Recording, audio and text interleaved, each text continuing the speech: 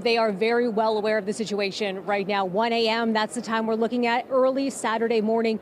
These 10,000 flight attendants with Air Canada, with Air Canada Rouge, could be walking off a job if a deal isn't reached with CUPE, the union representing them, and the company itself. I just ran into some lucky travelers just visiting Toronto from Washington, D.C., about to head home. And Wade, you're telling me your flight is on time? You're going to be able to make it home? Yes, ma'am. We were extremely lucky to have that confirmation in the email, this morning. We're very lucky to make it home on time. Was there stress, concern that maybe there wouldn't be that flight? Yes, absolutely. I had to make sure, call home, make sure everybody knew about if we were going to make it home or not. Yeah. And so right now we're looking at across Air Canada, about 500 flights expected to be canceled. But Bonnie, you are making it home with the family after all of this. I wonder how it feels to avoid any sort of complications that may have come your way. Well, it's been looming, so we've been constantly checking. So I was very relieved to find out that our flight was on time and that we'll be able to make it home. So it's a big relief. Definitely. How was your time in Toronto, by the way? It was amazing. We were spending time with family, so it was very meaningful. So. We'll have a safe flight home. I really appreciate it, family. Thanks so much for stopping to say hi.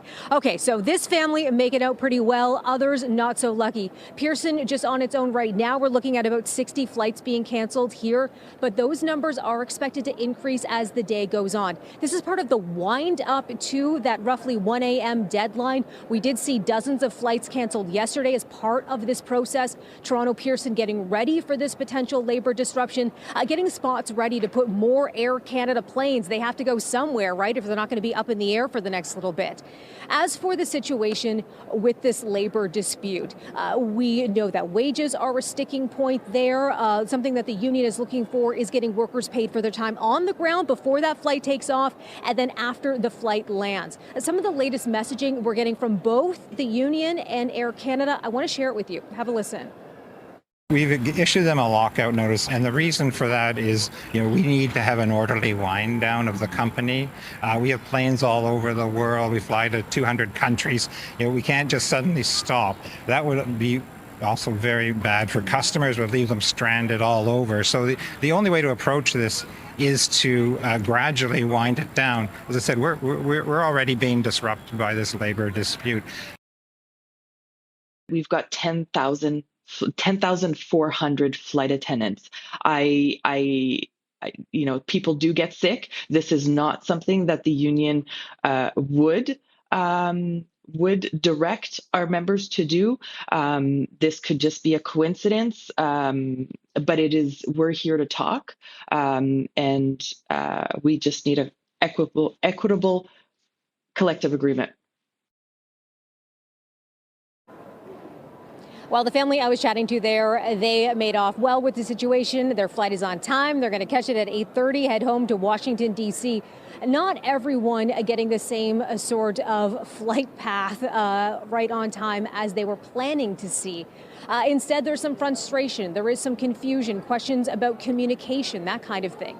What we're hearing from Air Canada is that if your flight will be canceled, you're going to hear about it through an email, through a text message.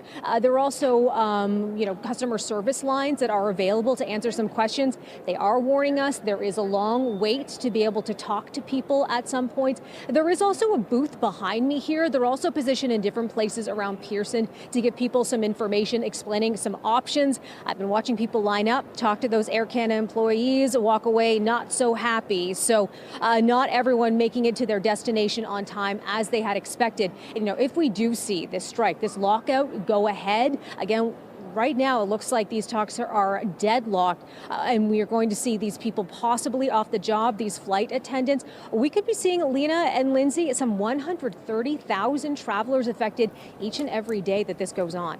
Back to you. And that would be so chaotic. Melissa Duggan live at the airport. Melissa, thanks so much. And Air Passenger Rights President Gabor Lukacs spoke to CP24 about what travelers need to know amid the disruptions and uncertainty being caused by this labor dispute.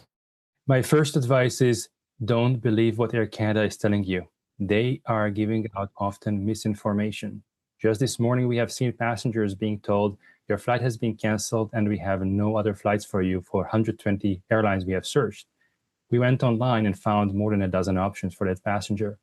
Air Canada is trying to push using deception passengers to cancel their trips to opt for a refund instead of asserting their legal right to alternate transportation.